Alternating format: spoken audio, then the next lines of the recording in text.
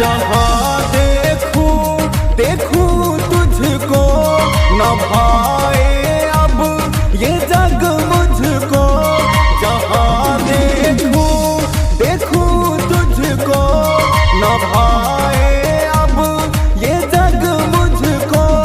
ये कैसी खुमारी है, मुझे दिल की बीमारी है, मुझे दिल की बीमारी है, मुझे दिल की बीमारी है, मुझे दिल की बीमारी है।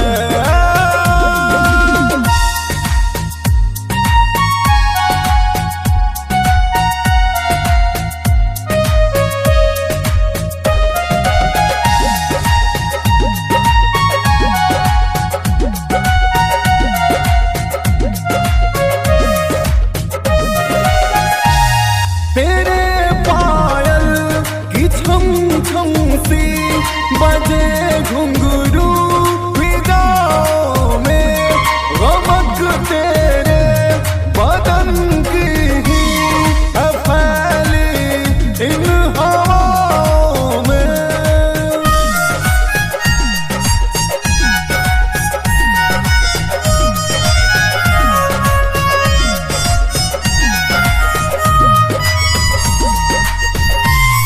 तेरे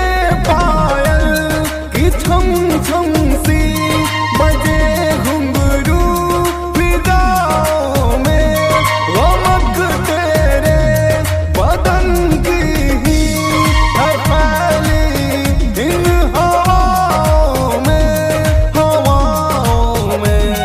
कहीं भी मैं चला जाऊं, तेरे बिन मैं ना रह पाऊं, ना करारी है, मुझे दिल की बीमारी है, मुझे दिल की बीमारी है, मुझे दिल की बीमारी है, मुझे दिल की बीमारी है।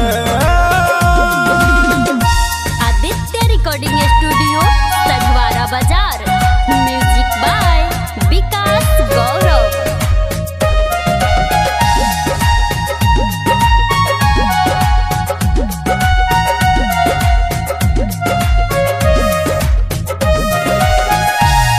कभी चंदा से रातों में तेरी तारीफ करता हूँ, कहीं लग जाए ना नजरें, मैं खुद आंखें चुराता हूँ।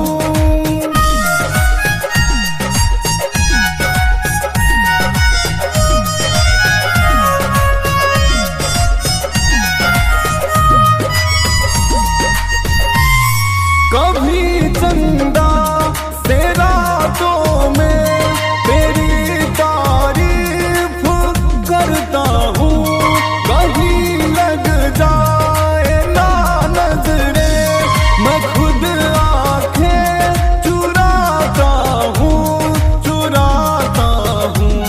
कोई भी रीत जग की हो, भले ही प्रीत रब सी हो, मोहब्बत सब पे भारी है, मुझे दिल की बीमारी है, मुझे दिल की बीमारी है, मुझे दिल की बीमारी है, मुझे दिल